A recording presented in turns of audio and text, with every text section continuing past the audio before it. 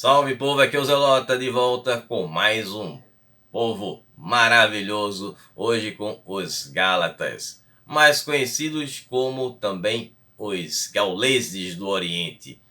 Bom, vocês devem conhecer os Gálatas por conta da Bíblia, já que tem um livro para ele, tem as cartas que Paulo mandou para eles, ou no caso São Paulo. E claro que os caras têm muito mais história do que na Bíblia. Vamos voltar até o século 5 a.C. para ver a origem desse povo e como eles foram parar lá na Europa Oriental. Se envolveram em diversas batalhas atuando como mercenários. Era um povo que gostava e muito de lutar. Eles nasceram para isso.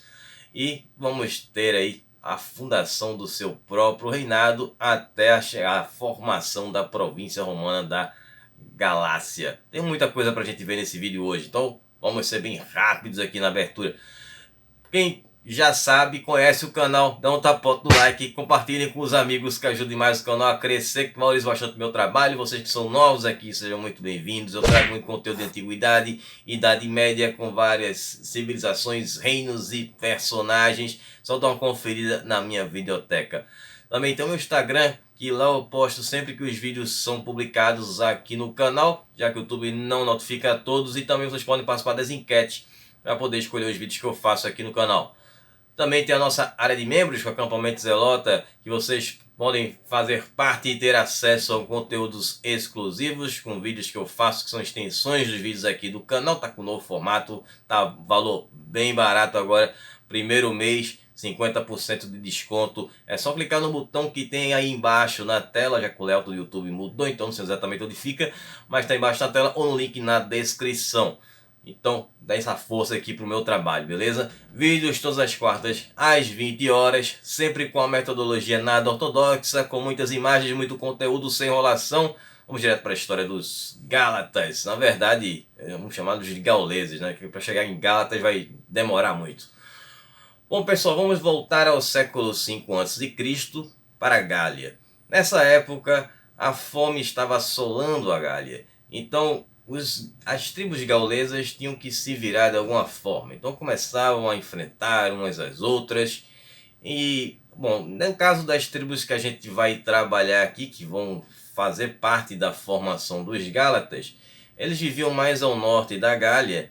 E era costume que jovens guerreiros viajassem até o sul da Gália para ir em busca de alimentos. Então eles combatiam contra outras tribos e sempre eles traziam alimento para os seus povos e eram tratados como grandes heróis.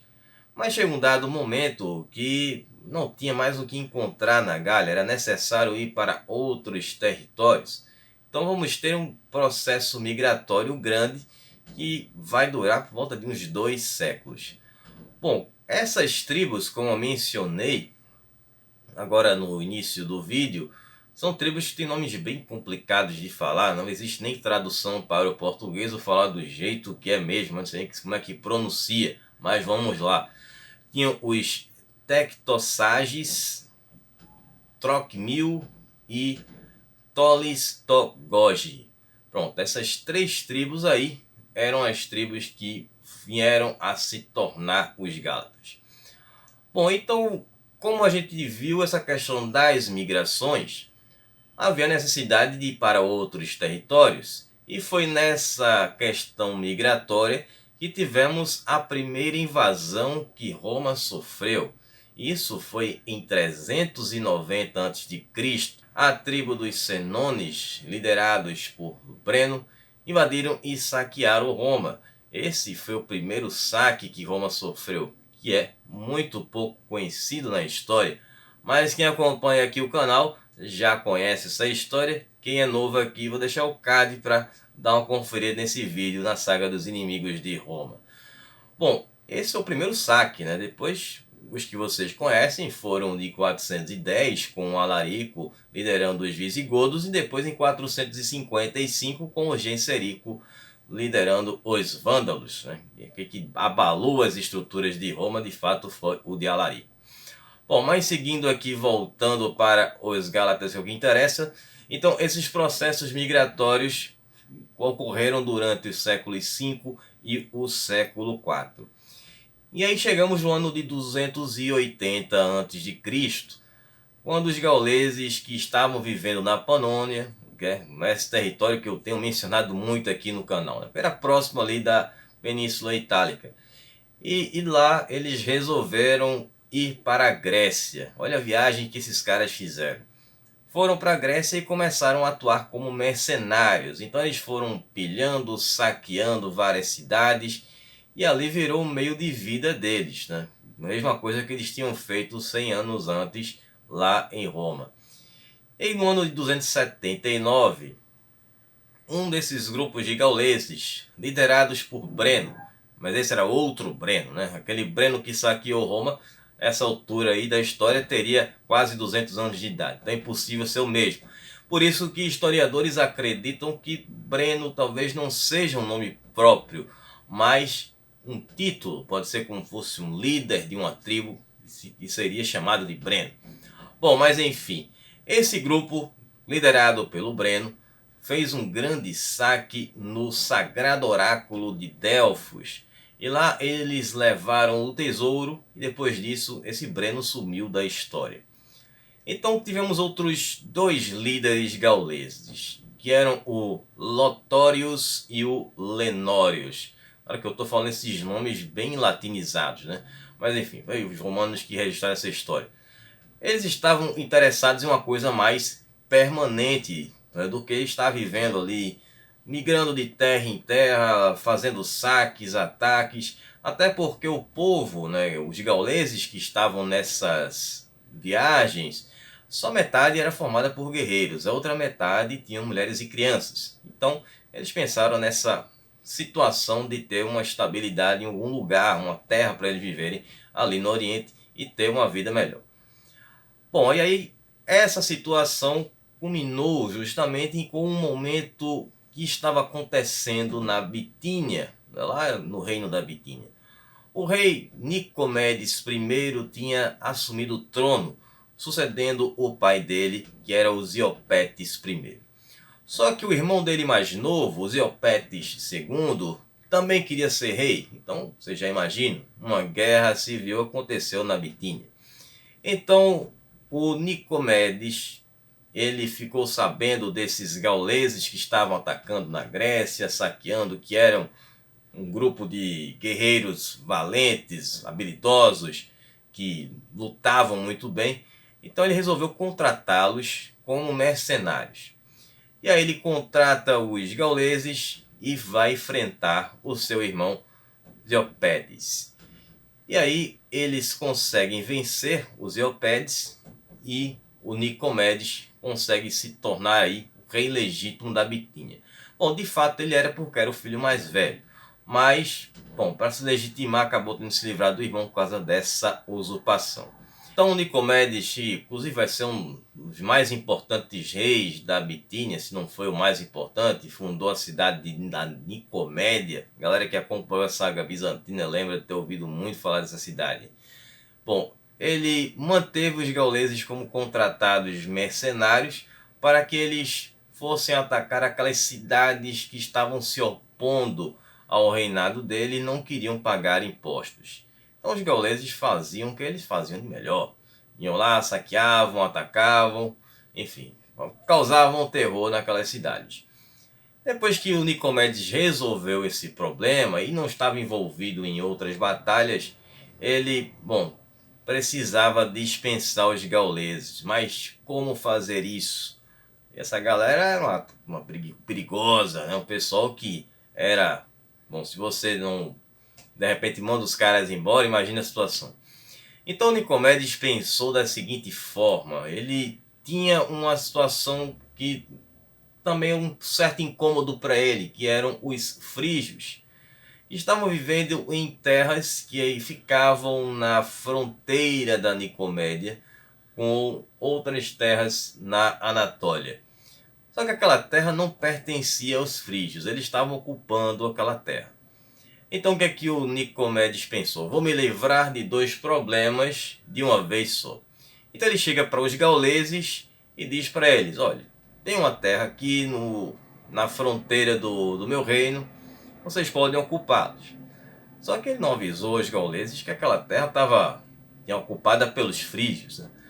Mas como ele pensou, né? Os caras gostam de guerra, né? Gostam de batalha, então isso para ele vai ser problema nenhum. E aí os gauleses foram para lá e, claro, enfrentaram os frígios, os derrotaram e fizeram o serviço que eles faziam de melhor. Saquearam, pilharam, detonaram com o pessoal lá. E se estabeleceram por ali, né? Fazendo com que o Nicomedes se livrasse aí de dois problemas de uma vez só. Além do mais, tendo os gauleses ali, ele teria um estado tampão, né, que seria como uma proteção das fronteiras da Bitínia contra os próprios frígios ou outros povos que tentassem atacar o reino da Bitínia. Ou então os gauleses estavam vivendo ali, mas eles não conseguiram se aquietar vivendo na terra deles, então eles queriam invadir outros territórios. Eles só sabiam fazer isso, era atacar, era saquear. Então eles foram atacar territórios na Anatólia. Só que aí eles foram para um território que tinha dono, que era simplesmente o Império Seleucida. E aí eles vão arrumar uma guerra com o Antíoco I. E nisso eles acabaram sendo derrotados pelos Seleucidas. Depois dessa derrota, eles acabam fazendo um acordo com Antíoco I e ficam fazendo parte do exército do Antíoco, aí sendo integrados ao exército Seleucida. Bom, com relação à formação da galáxia, não existe uma precisão de quando aconteceu, mas é exatamente aquele território que o Nicomedes tinha dado para os gauleses e eles foram se estabelecendo por lá. Mas aí, como eu já disse, eles acabam não formando um estado centralizado, até porque eles não eram de viver uma vida sedentária, de viver agricultura, o negócio deles era guerra. Então, tivemos uma tribo que ficou atuando no exército do Antíoco primeiro, e uma outra tribo acabou se juntando ao Mitrídates I do Ponto como mercenários. Bom, esse Mitrídates I não é aquele famoso Mitrídates, aquele foi o Mitrídates VI, né? Que foi o das guerras mitridáticas, que inclusive eu vou mencionar aqui mais na frente. E aí o Mitrídates I, ele estava em uma campanha contra o Ptolomeu, que estava reinando lá no Egito, né? Ptolomeu que tinha sido um dos generais do Alexandre o Grande. E a terceira tribo daquelas três permaneceu por lá, atacando outros assentamentos vizinhos, fazendo os saques, né? Que era o que eles faziam. E eles vão causar problemas para quem? Para o reino de Pérgamo, que na época era reinado pelo Lisímaco, que também foi um dos generais de Alexandre o Grande, um dos Diádocos. Bom, o Lisímaco ele tinha ficado naquela divisão do Império Macedônico com o território que era referente à Anatólia e à Trácia. Então, após essa divisão, ele acabou se envolvendo em uma batalha. Claro, a gente teve aquela guerra dos Diádocos, né? Então, nomezinho difícil falar. A guerra dos Diádocos. E ele acabou perdendo a vida em 281, quando ele enfrentou o Seleuco Nicator, que foi justamente o fundador do Império Seleucida. E ele reivindicava a Anatólia. O Lisímaco ele tinha deixado um tesouro em confiança de um comandante dele, chamado Filitero. O Filitero acaba ficando com esse tesouro e ele esconde esse tesouro dos Seleucidas. Inclusive, pouco tempo depois do Lisímaco ter falecido, o Seleuco também foi despachado para o mundo além-vida e foi sucedido pelo Antíoco I. Que o Antíoco ele não tinha a mínima ideia da existência desse tesouro. Bom, dizem que, segundo Strabon, né, que era um geógrafo, astrônomo, ele não era historiador, mas era um cronista, e, enfim, era um cara que tinha várias atividades. Bom, ele disse que esse tesouro contava com 9.000 talentos de prata, era muita coisa. Então o Filitero, ele não entregou esse tesouro ao seu suzerano, né, no caso o Antíoco I. Ele guardou esse tesouro, deixou guardado escondido e foi gastando ali de forma discreta.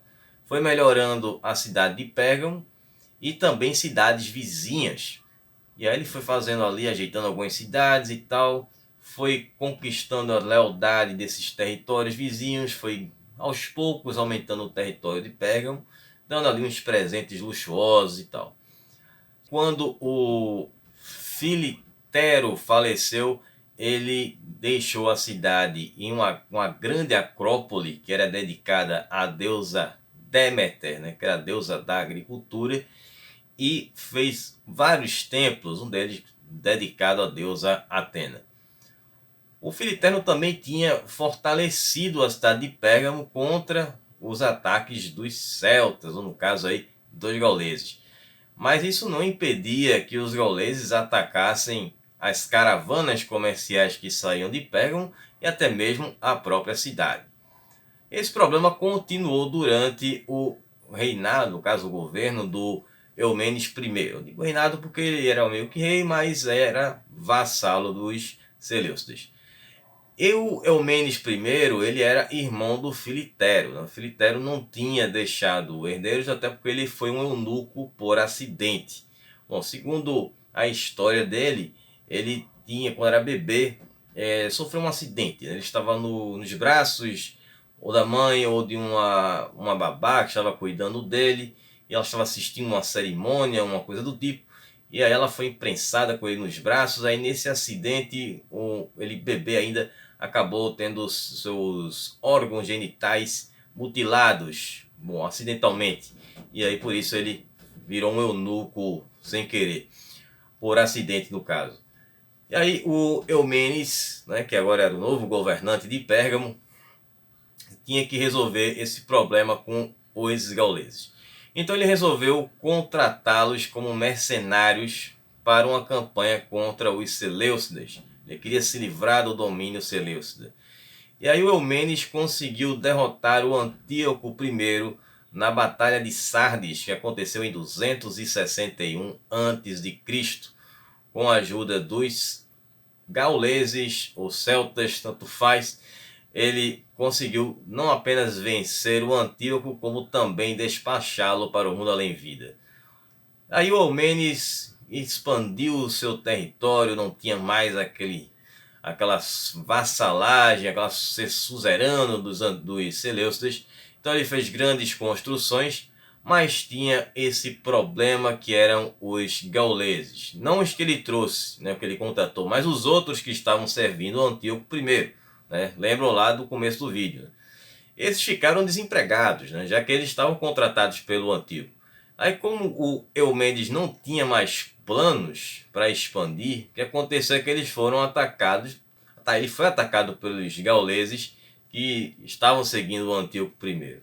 Então ele teve que fazer um acordo para pagar ali um tributo para esses gauleses, para que esses gauleses o protegessem, né, de ataques externos. Mas, bom, era mais dos próprios gauleses não atacassem ele do que propriamente inimigos externos. Então ele ficou pagando esse tributo para os gauleses.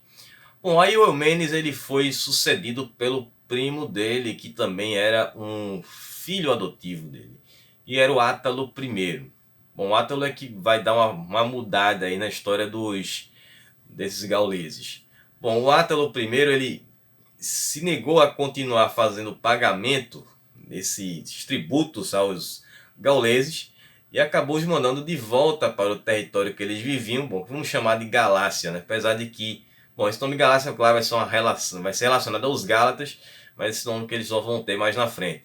Isso em 232 a.C. Aí 2 anos depois, em 230, os gauleses atacam novamente Pérgamo, querendo dinheiro. E o Átalo, ele mais uma vez consegue derrotar os gauleses, mandando eles de volta para casa.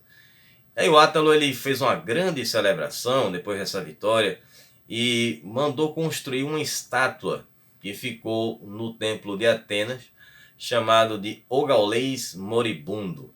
Bom, essa estátua ela não resistiu ao tempo, mas os romanos, que depois tomaram conta de todos os territórios ali, fizeram uma réplica dessa estátua, isso já ainda na antiguidade, E essa estátua ainda existe e está no Museu Capitolino lá na Itália. Vocês podem ver na imagem aí. Bom, aí o que o Átalo fez? Tentou fazer com que os gauleses vivessem no território deles e formassem um reino, eles se entendessem, parassem de ficar viajando, atacando todo mundo. Então ele reconheceu os gauleses como um território galo-grego. E, bom, ele disse, se organizem, parem de atacar os outros. Ele vai fazer basicamente é isso. Então, assim, mais ou menos esse período a gente pode chamar já de Gálatas. Bom, agora com relação ao governo e à religião. Vou falar sobre essas duas questões aí que são meio que são separadas, mas meio que se juntam aí. Bom, as três tribos, elas eram muito independentes, elas não queriam viver unificadas em um único reino. Então o que é que eles fizeram? Eles decidiram formar três províncias e seriam equivalentes a três pequenos reinos. Então essas três províncias todas estavam no território da Galácia. E aí a tribo Troquimil ficou com a parte do leste da Galácia, os Tolistogogi com a parte oeste e os Tectossages com a parte central. Aí o reino era dividido, cada reino, eram três reinos, certo? Então cada um desses três reinos foi dividido em 4 unidades políticas. Então cada unidade dessas era governada por um tetrarca. E abaixo desse tetrarca tinha um juiz. Abaixo desse juiz tinha um líder militar e abaixo dele 2 comandantes subordinados. Bom, o povo vivia sobre as leis que eram criadas pelo rei e pelo tetrarca, e essas leis eram cumpridas pelo juiz.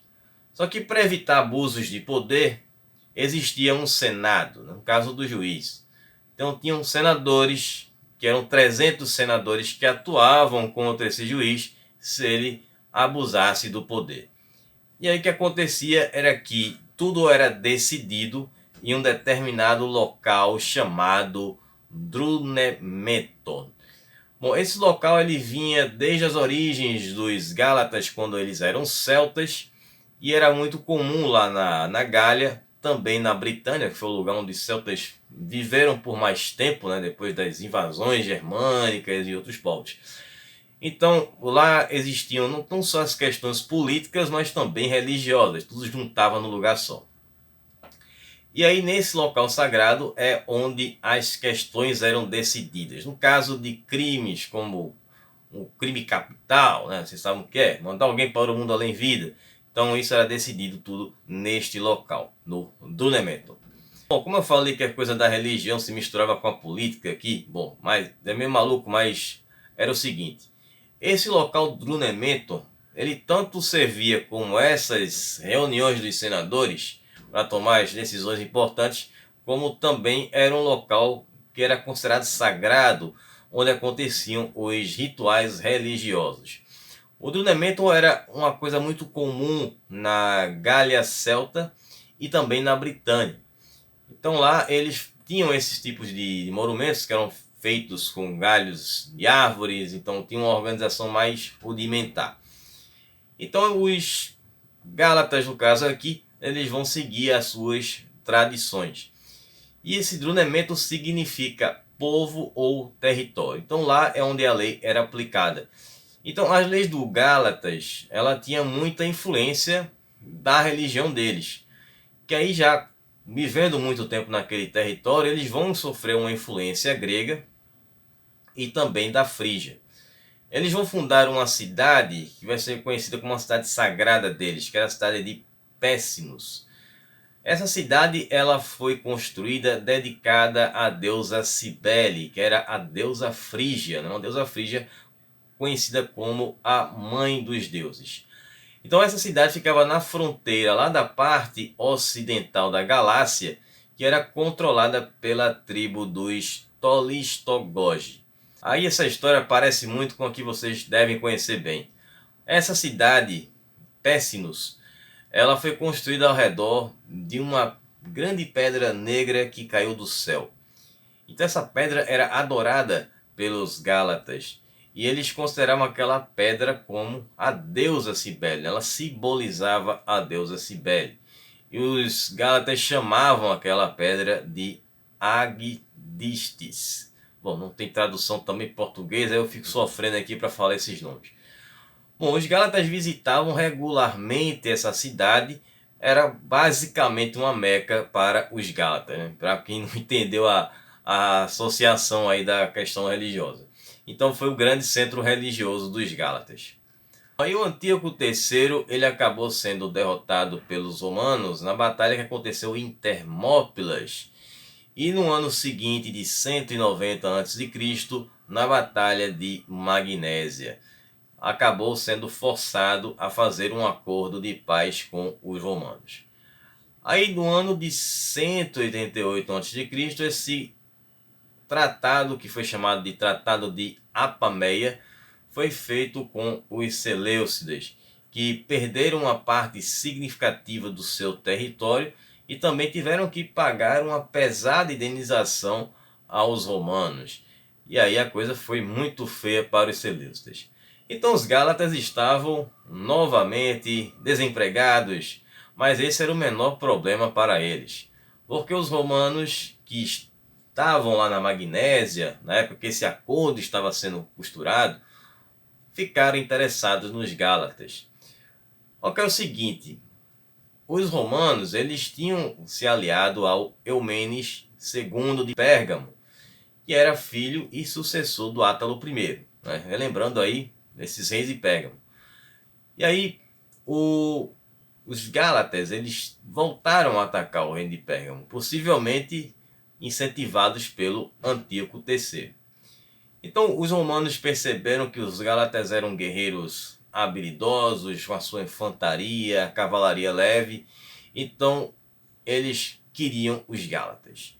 Foi então que o cônsul romano Quineu Manlio Vulsão percebeu que eles seriam muito valiosos sendo adicionados ao exército romano como uma tropa auxiliar.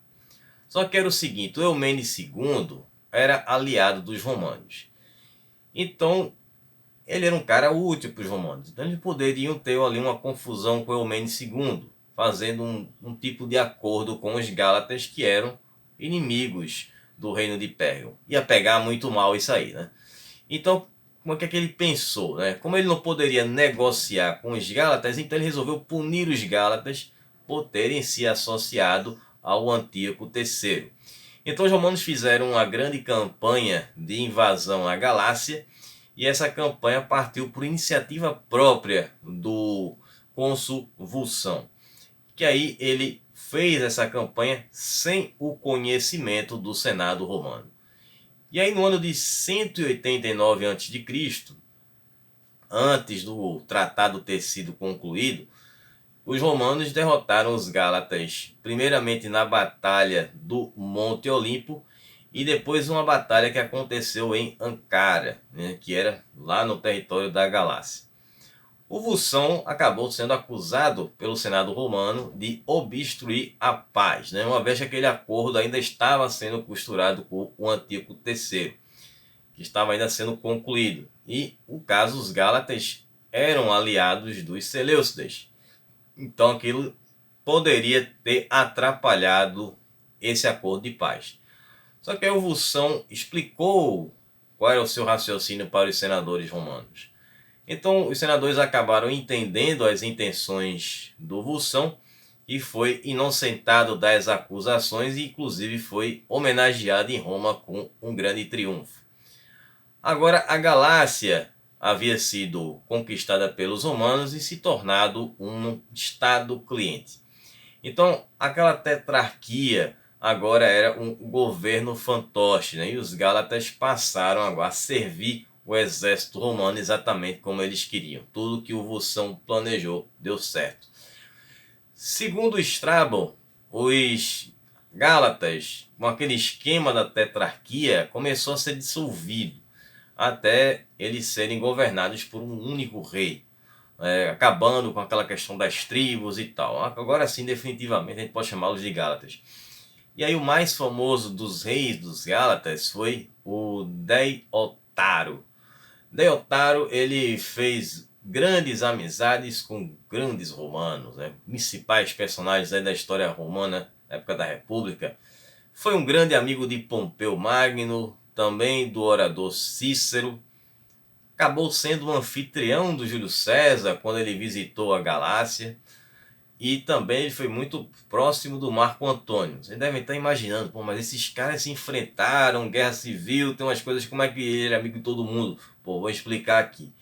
Bom, com as amizades com os romanos, o Deiotarus, ele acabou participando das guerras mitridáticas ao lado do Pompeu Magno, foi justamente contra o Mitrídates VI do Ponto. Depois ele ficou ao lado do Pompeu na guerra civil contra o Júlio César. E aí, quando Júlio César chega lá, ele acabou perdoando os Gálatas, no caso aí o rei Deiotarus, de ter se associado ao Pompeu. E inclusive depois, o Deiotarus, ele sofreu ali umas questões internas, umas tentativas de usurpação, que na verdade até conseguiram tirar ele do trono. E quem conseguiu restaurar ele no trono foi justamente o Marco Antônio, né, que foi ali um seguidor do Júlio César e acabou também fazendo essa amizade com o rei Gálata. E aí o Deiotarus, ele fez um reinado em conjunto, durante uma parte do seu reinado, ao lado do genro dele, o Brogitaro, que reinou entre 63 e 50 a.C. E o Brogitaro foi sucedido pelo filho dele, o Amintas. O Amintas era um nome bem comum na Grécia, existiam muitos governantes com esse nome Amintas, só que aí, como vocês prestem, se for procurar a história desse Amintas, é o Amintas Gálata. Esse nome, inclusive, significa defensor. E o Amintas foi o último rei Gálata. Aí tivemos aquela guerra civil entre o Otaviano e o Marco Antônio. Todo mundo conhece bem essa batalha, essa guerra civil. E aí teve aquela famosa batalha do Ácio, em 31 a.C., com o Otaviano saindo como vencedor e se tornando o homem mais poderoso de Roma. E em 27 a.C., o Otaviano se torna primeiro imperador romano com o nome de Otávio Augusto. Augusto, que significa iluminado, era mais um título que propriamente o nome. E aí em 25 a.C., o Amintas foi despachado para o mundo além vida. E aí o Otávio, ele pega a Galácia e transforma em uma província romana.